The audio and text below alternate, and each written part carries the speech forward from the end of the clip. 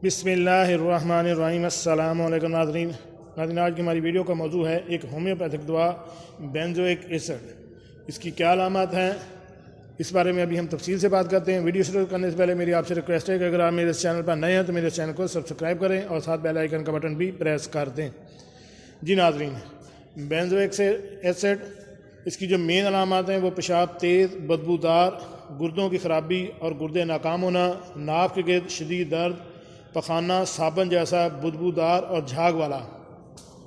इसके लिए कौन सी दवा तजवीज़ की जाती है और किस पोटेंसी में तजवीज़ की जाती है, उसके बारे में अभी हम आपको तफसील से बताते हैं। बेंजोइक एसिड, ये तहरीर है डॉक्टर मोहसिन चटर साहब की।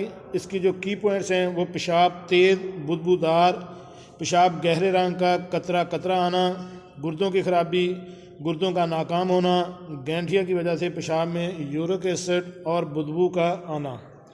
इसके जो मेन सिम्टम्स या अहम अलामत हैं वो है कि इस दवा की तमाम अलामत गुर्दा, मसाना और पेशाब के अमराज के गिर्द घूमती हैं।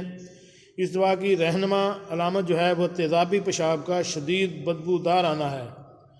पेशाब के बदबूदार आने की वजूहत में गुर्दों का फेल होना, गुर्दों की सोजश और पत्थरी, सोजाक और यूरिक एसिड की ज़्यादती शामिल है। नाक के गिर्द शदीद दर्द और जिगर के मकाम पर सुइयाँ चुभती हैं।